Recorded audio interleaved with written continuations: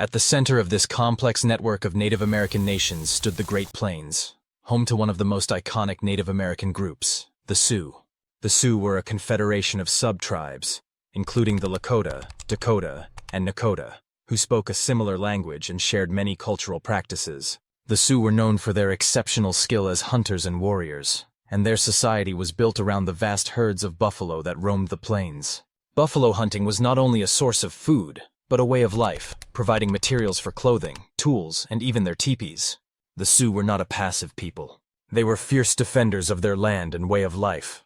When European settlers began pushing westward in the 19th century, they faced fierce resistance from the Sioux and their allies, the Cheyenne and Arapaho. One of the most famous battles of this period, the Battle of Little Bighorn in 1876, saw a combined force of Sioux, Cheyenne, and Arapaho warriors defeat the United States 7th Cavalry under the command of General George Custer. The victory was short-lived, however, as the U.S. government responded with overwhelming military force in the years that followed. Further west, the Apache controlled vast stretches of territory in what is now the American Southwest.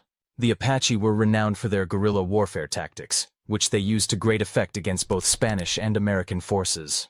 Unlike the Sioux, who tended to fight large, open battles, the Apache preferred to ambush their enemies, using their knowledge of the rugged terrain to strike and then disappear into the mountains. Their leader, Geronimo, became a symbol of Native American resistance, fighting against U.S. forces well into the 1880s.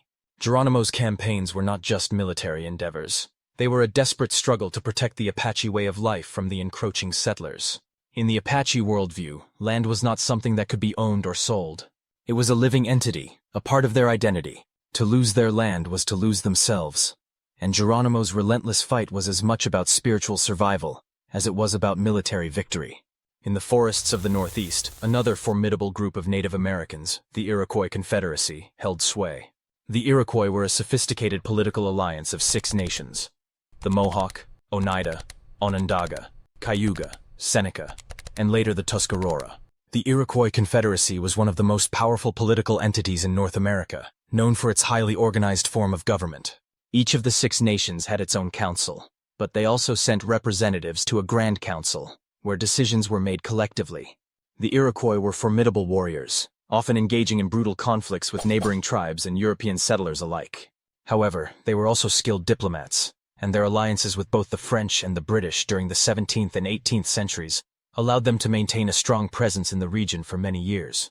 The Iroquois Confederacy is often cited as an early example of federalism, and it's even believed that their system of governance may have influenced the development of the U.S. Constitution.